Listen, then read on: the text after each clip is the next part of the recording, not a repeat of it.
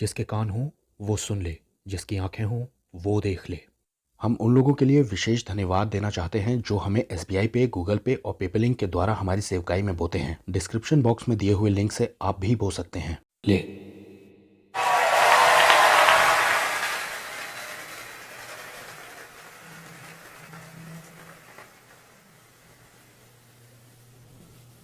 Thank you, Johnny. Good morning, everybody. Come on, आप इससे बढ़िया कर सकते हैं। Good morning everybody. Yes. ये छोटा सा लेसन था गुड मॉर्निंग पर। मैं धन्यवाद देता हूँ यीशु को इस जीवन के तोहफे के लिए। मैं जब भी यहाँ आता हूँ मैं इतने सारे जवान लोगों को देख करके रोमांचित हो जाता हूँ जो कि रास्ते पर हैं अपने मिशन के। अगर अभी तक आपने फैसला नहीं लिया तो आज आपकी डेडलाइन है दरअसल। और आपको मालूम है कि ये जीवन जीना कितना अद्भुत होता है। मैंने अभी 38वां जन्मदिन मनाया है अपना, जबकि 16 की उम्र में मुझे डॉक्टर ने दिए थे सिर्फ 6 महीने जीने के लिए। मैं अस्थमा के साथ पैदा हुआ और 2 से 16 तक की उम्र में मुझे गलत दवाइयों पर रखा गया, जो कि कॉर्टिजोन एस्टेरॉइड्स की हाई डोसेस थी, जिसका नतीजा ये निकला कि 60% मेरे लंग्स खराब हो गए और मेरा इम्यून सिस्टम बिल्कुल चरमरा गया और मुझ में रोमेटॉइड अर्थराइटिस पनप गया। 12 की उम्र में मुझे एक्सीडेंटली जैवलिन लग गया था, जिससे कि मेरी स्पाइनल कॉर्ड डैमेज हो गई थी और मेरी जिंदगी में अब तक सब गलत ही हुआ था, ऐसा लोगों ने दरअसल कहा था। और मेरे पिता एक एरोस्पेस साइंटिस्ट होने पर ये चाहते थे मुझसे कि मैं भी उनकी तरह बनूं और मैं परिवार के लिए एक दाग बन गया। मैं 10वीं कक्षा में स्कूल से भी निकाल दिया गया, ये बोल के कि तुम पढ़ने के लायक नहीं हो, तुम बेकार हो और तुम बेकार की चीज हो। इस तरह के शब्द कुछ मेरी जिंदगी में बोले गए लगभग 16 साल तक। जहां मेडिकली कहा गया कि तुम जिंदा नहीं रहोगे, वहां पढ़ाई, समाज और परिवार में कहा गया कि बेनी दरअसल तुम परिवार के लिए एक श्राप और शर्म का कारण हो। और कोई उम्मीद न होने पर, ना टैलेंट ना लाइफ होने पर मेरे अंदर कुछ भी बचा नहीं था। तो मैंने सुसाइड करने के बारे में सोचना शुरू किया 16 की उम्र में। हो सकता है यहाँ बैठकर आपको आश्चर्य हो रहा हो, आप सोच रहे हो कि बेनी क्या परमेश्वर मेरा इस्तेमाल कर सकता है मिशंस में। तो मैं ये कहना चाहता हूँ कि मेरे जैसे बहुत से बेनी है वहां जिन्हें सुसमाचार की जरूरत है और आप ही उनमें से एक है जो उन तक वो गॉस्पेल शेयर करेगा। और फिर मैं अपने जीवन के निचले पड़ाव पर जब अपने आप को खत्म करना चाहता था, मैंने यीशु की आवाज को ये कहते सुना कि बेनी भले तुम बेकार कहे जाते हो लेकिन मुझे अभी भी तुम्हारी जरूरत है। मैंने कहा यीशु आपको मेरी जरूरत क्यों है जबकि पूरी दुनिया कहती है मैं बेकार हूँ। उन्होंने कहा वो मुझे बदल कर एक नया इंसान बना देंगे। मैंने कहा ओके, मेरे पास कुछ नहीं है देने के लिए, जो कुछ है वो ये टूटी हुई जिंदगी है।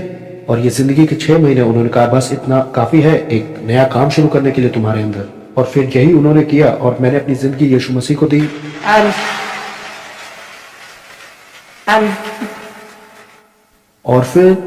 और फिर मैंने उस एक्सपायरी डेट को भी पार कर लिया जो कि डॉक्टर ने मुझे दी थी जिंदगी जीने के लिए, और मैं इसे जी के बहुत रोमांचित हूँ।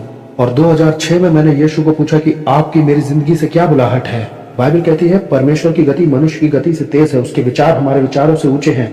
और मैं आपको बताता हूँ कि क्रिश्चियन लाइफ एक बहुत ही एक्साइटिंग लाइफ होती है जीने के लिए, और जो जिंदगी मसीह को समर्पित होती है वो बहुत ही एडवेंचरस होती है। मेरी जिंदगी जेम्स बॉन्ड मूवी से भी ज्यादा थी, क्योंकि ये असलियत में है।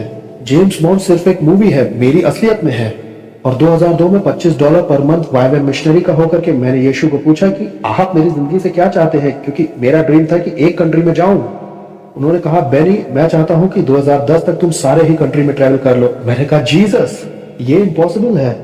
आज तक एक भी ऐसा उदाहरण नहीं है मानव इतिहास में, चाहे वो माइकल जैक्सन हो, चाहे मारिया कैरी हो या जो कोई भी हो, वो सभी कंट्रीज में नहीं गए और मैं कैसे एक टूटा हुआ इंसान होकर इसे पूरा कर पाऊंगा। उन्होंने कहा कि जो तुम्हारे लिए संभव है वो मेरे लिए संभव है। मेरे प्यारे दोस्तों, इसमें क्या करना है, अपना समर्पण करना है टूटेपन का और अपनी जिंदगी को यीशु के हाथ में देना है और वो अपनी मर्जी से उसे आकार देंगे। और मैंने कहा जीसस जब तक आप मुझे देते रहेंगे तब तक मैं आपके लिए ट्रैवल करता रहूंगा। तो हमारी एक अच्छी डील हो गई। मैंने कहा मैं विश्वास से चलूंगा लेकिन आप मुझे देते रहिए। और आज ये मेरा एक पासपोर्ट है और ये पासपोर्ट मेरा ट्रैवल रिकॉर्ड है सारी कंट्रीज में जाने का। और 22 नवंबर 2010 में मैं अपने आखिरी देश में पहुंचा, पाकिस्तान में, और मैंने 6 वर्ल्ड रिकॉर्ड्स तोड़ दिए, जिसमें से एक ये था कि मैं दुनिया का सबसे पहला वो व्यक्ति था जिसने सबसे कम समय में दुनिया के सब देशों में भ्रमण किया था।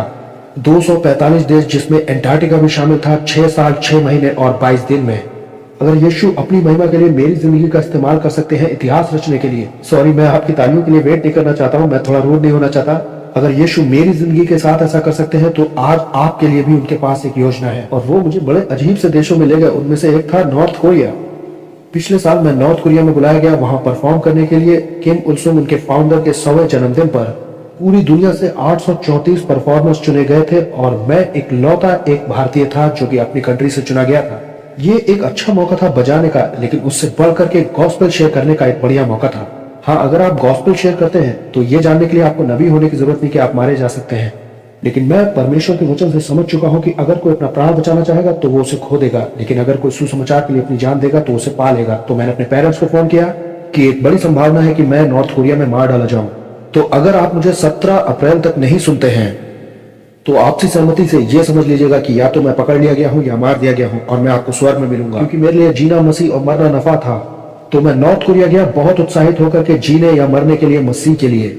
और 2 जासूस मेरे पीछे लगे रहे हर एक दिन के लिए, मुझे कहना चाहिए हर एक मिनट के लिए। अगर 2 ईश्वर रहित जासूस हर समय आपके पीछे लगे रहे तो आप क्या करेंगे? आप सुसमाचार बांटेंगे, क्योंकि वो हर समय आपके साथ है। वो आपको छोड़ते नहीं है। वो आपको भूल सकते हैं लेकिन आपको छोड़ते कभी नहीं है। आप क्योंकि वो हमेशा ही आपके साथ लगे हुए हैं, तो कितना बढ़िया मौका है यीशु के बारे में बात करने के लिए। वैसे आपको यीशु के बारे में बात करने के लिए नॉर्थ कोरिया जाने की जरूरत नहीं। यीशु आपके दिल में भी एक देश को डालेंगे, आप बस आज्ञाकारी होकर के हाँ कहिए उन्हें।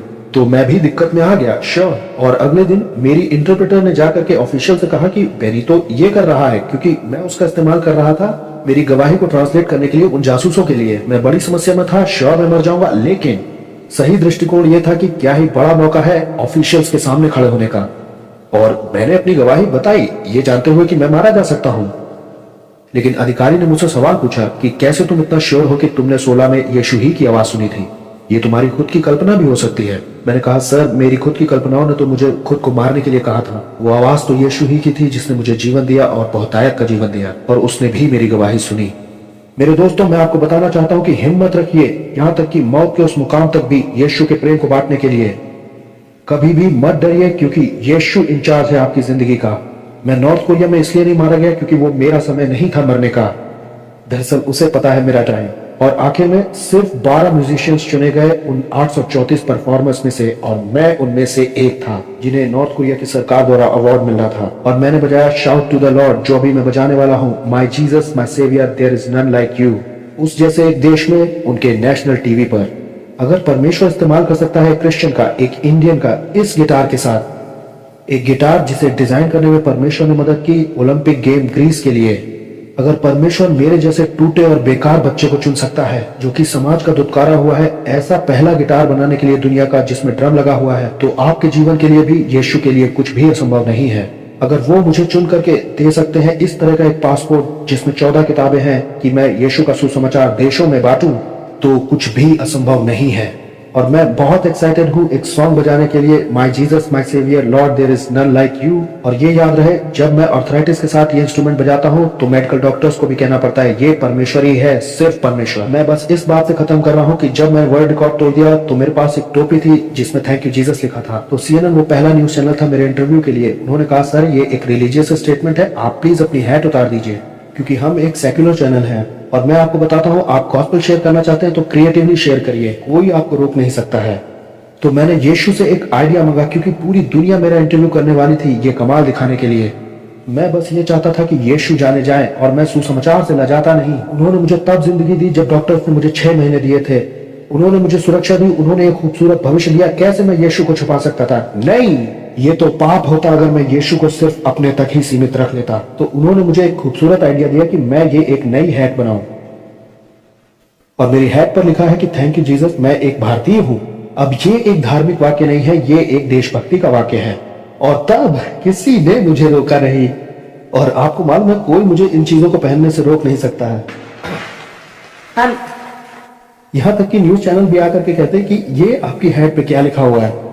मैंने कहा मुझे इंडियन होने पर गर्व है। कैमरामैन ने कहा कि इसके हैट का भी एक क्लोजअप लेते हैं। और यूनाइटेड नेशंस में कहा गया कि तुम यीशु के बारे में शेयर नहीं कर सकते। मैंने कहा फाइन, लेकिन मैं अपनी टोपी पहनूंगा जो यीशु के बारे में हमेशा बात करती है। मेरे दोस्तों, अगर सचमुच आप यीशु के बारे में बात करना चाहते हो तो कोई आपको रोक नहीं सकता है। तो बहाने मत बनाइए, आगे बढ़िए, क्योंकि वो क्रूस पर गया ताकि वो आपको पाप से छुड़ाए और आपको अनंत जीवन दे। मैं यीशु को खुद तक छुपा कर नहीं रख सकता। तो my Jesus my saviour there is none like you आपके लिए।